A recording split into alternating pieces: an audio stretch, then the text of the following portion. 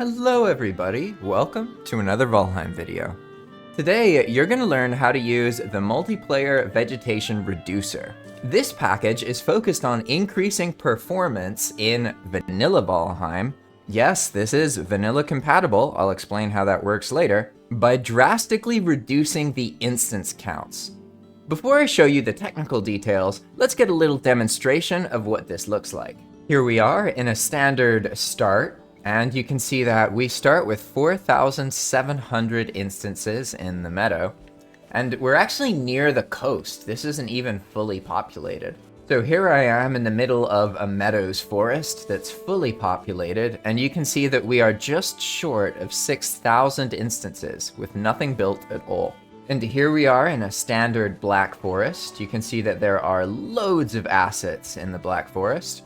And we load up our instance count, we are looking at a healthy 7,300 instances. Here we are on the side of the mountain, and we're looking at around 3,500 instances, give or take. Here's a better view of the mountain. You can see that it has a lot of round rocks and smaller rocks. That's what give the vanilla mountain its feel. Here we are in the mistlands. You can see we have 3,900 instances, and there is lots of mist. It essentially covers the ground level, so you can't really see where the ground is in vanilla Valheim because of the mist in the mistlands. And here we are in the ashlands. As you can see, there are loads of little tiny rocks, and there's also buildings in the background, but also charred fortresses. And look at this, 10,000 instances. In the ashlands, if you're near a charred fort, it's usually 10k minimum. So let's get away from that charred fort. Alright, now we're in a different area that's still in the middle of the ashlands, and you can see we have 6,300 instances. So the ashlands is one of the most densely populated areas, and it has all of these visual effects, which are really beautiful, but can cause a lot of lag for certain players and certain computers, especially combined with the abnormal high instance counts of the ashlands in vanilla. Now I'll load up the multiplayer vegetation reducer. Before we see what the vegetation reducer looks like, have you ever considered renting your own dedicated Valheim server? Well, consider using my link, JP Valheim, at Zap Hosting. I've got loads of content showing you how to set everything up, and you can learn more about that at the end of the video by clicking on the end screen. Let's get back to the overhaul. And so here we are in the start temple of the meadows. This one is almost entirely surrounded by lands. So let's get into an even deeper area to make sure that we have as many instances as possible. And look at our instance count. We have, 900 instances in a forest in the meadow. There's also a few slight adjustments I've made. For example, this kind of rock isn't normally here in the meadow. It felt a little bit too vacant and empty, so I added a few things in to make it feel whole again, even though, as you can see, the instance counts are way smaller. We're still looking at like less than 1,000 instances in a meadows forest. Although this is near a clearing, and that helps a little bit. Here we have the center of a black forest. You can probably already tell it's much less thick, but it's still shaded and has that you're in the forest vibe for only 2,000 instances. And most of these instances are probably from a stone tower location nearby. That's why for best results, you should pair this with a location rework that I also have available, but I'll mention that at the end of the video. Here we are at a mountain. The mountains have a lot more of the spiky rocks. I like that look, but aside from that, the mountains look pretty similar. And if we go to the center here and then check out our instance count, we're sitting at around 2,600. And this may seem confusing because it's not that much less, and the reason for that is because changing the vegetations alone won't fix everything.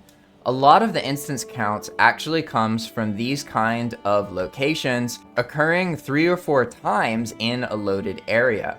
So if you want maximum instance count reduction, you can't just rework the vegetation, you also have to rework the location placement. As you can see here, we have another stone structure, another stone structure. So that's at least, oh no, here's another one. So that's 4 stone structures within the same loaded zone. Those 4 stone structures accommodate for about 70% of the instances that you're seeing. Here we have a reworked mistlands. As you can see, most of the mist has been removed, although not all of it, and we're sitting at around 3,000 instances. Again, the Mistlands has that same issue as the mountains, where the locations have a lot of instances. So if you have 3 or 4 Diverger towers in the same area, you can rack up instances really quickly. Now, I chose to remove most of the mist, around 90% of it, but you could just edit it back in if you want to, and I'm going to show you how to adjust this file in a little bit. But for now, I want to make sure that you see the differences that it makes before we get into the technicalities. So here we are in the Ashlands. As you can see, it's much more open. This is on purpose because the Ashlands is such a combat-heavy biome. I figure that we should lean into that combat heaviness, right? So you can see here that this spot in the Ashlands has like 1,000 something instances. Pretty good. But that's actually better than normal. Normal is like 2,000 or so. The Ashlands has these large cathedral ruins, which add a lot of instances. I think the whole location itself is like 1,000 or more. And here we are near a charred fortress, and you can see we have around 6,500 instances. So the charred fortresses are going to be some of the most instance-heavy areas in all of Valheim. Now that you've seen what it looks like, let's get into actually using and adjusting the multiplayer vegetation reducer. As I mentioned before, you'll need to pair it with the location rework, either the tame version or the mixed version, for best results. But in this video, I'm just going to talk to you about using the vegetation version, because it's the simplest, it's modular, and you can combine it with other mod packs that you might be using. You're going to use R2 Modman and then just search on the online section for Vegetation Reducer. That's all you need to do. And then you're going to find all of these mod packs. Once you've installed the Vegetation Reducer, you'll just need to launch Valheim. And then here's where there's a little bit of nuance to it. You see, the vegetation rules are only going to apply to newly explored areas. So for the best results, you should make a new world from scratch. That means that if you go to an area you've already created, it's going to have the same vegetation as normal. This isn't going to retroactively apply everything to your world. That being said, if you go to a new area, then it will apply those vegetation rules. Now, let's say that you want to adjust something. For example, maybe you feel like there's not enough copper in the Black Forest. Don't worry, this package is really easy to adjust, and I'll show you how. First, you want to locate the file. All you need to do is go into R2, then go to Settings, and then click on Browse Profile Folder. This is going to open up the folder for your R2 installation of the mod pack. Here we go, BepInEx, Config, Expand World, and then we open this Expand Vegetation file here. This is the file that contains all of the customization. I've labeled everything by biome, so it starts with the things that occur in multiple biomes, and then it's the meadows, and then after the meadows, of course, we have Black Forest, etc., etc., etc. But for now, what we're going to do is just search for copper, because that's what we want to adjust. All right? Let's imagine that we want to increase the rate of the copper in the world. I've isolated the entry for copper so that we can more easily understand each of the parameters. The rework uses expand world data to adjust the existing vegetation entries in the game. So we can see we have the name of the vegetation, whether it's enabled, the max number per zone, which is 64 meters by 64 meters, something called random tilt, the biome, minimum altitude, minimum tilt, maximum tilt, max terrain delta, and ground offset. I'm going to explain the basic parameters here, and that'll give you enough to start customizing these if you want to. The main one you're going to focus on is the maximum here. A maximum of 0.5 roughly translates to there being a 50% chance of one of these showing up in each 64 by 64 meter area.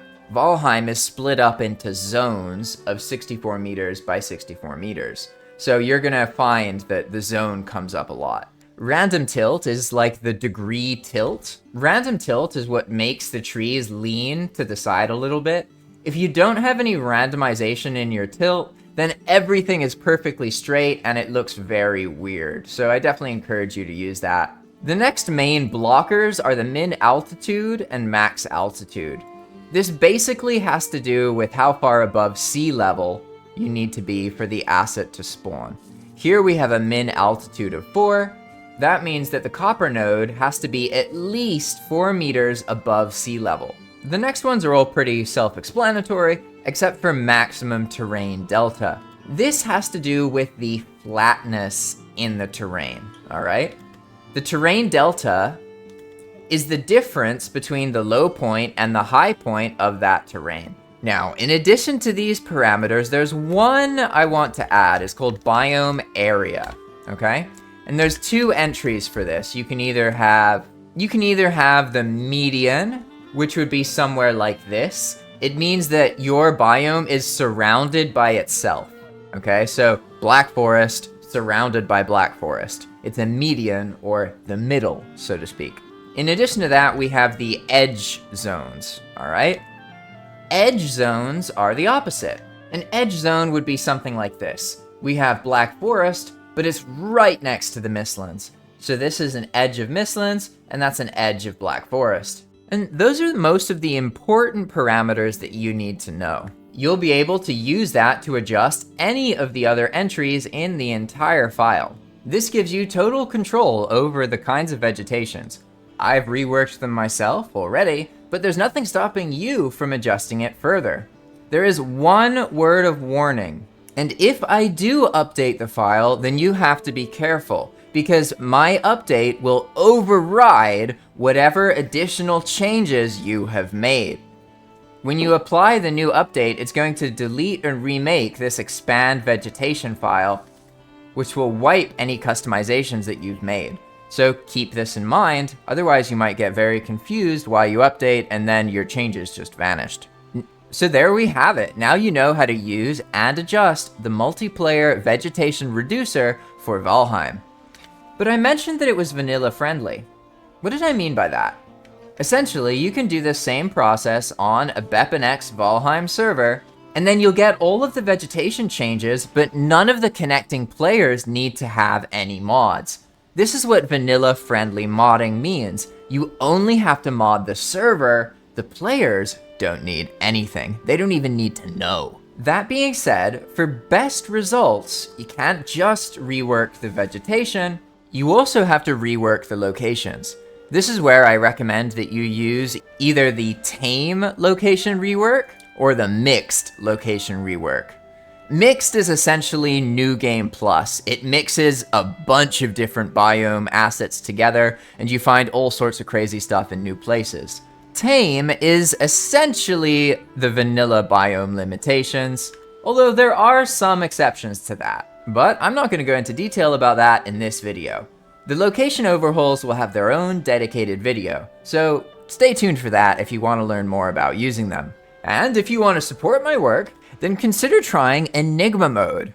Enigma Mode is a complete redo of most of the mechanics and the progression of Valheim itself. It is a fully fledged New Game Plus experience that is designed to focus on getting the player to explore and to build. So if you want to support my work while also playing a fun new project, then consider checking that out. Alternatively, you could support me on Patreon if you want to keep me invested in Valheim and show some encouragement. It really helps motivate me knowing that people are willing to pay me out of their own pocket. It is an absolute honor that those of you who have already done so have done so. I appreciate every dollar you have given me. Trust me, it goes a long way. There's a lot of awesome plants in my house because of the money you guys gave me, and when I spilled tea all over my laptop, I was able to upgrade my computer thanks to the Patreon money. So really, I appreciate it. You guys have done good work. Thank you, thank you, thank you. Alternatively, you could just like this video or any other video about Valheim to keep YouTube dishing out the Valheim content. Until then, I'll see you in the next video. Bye-bye!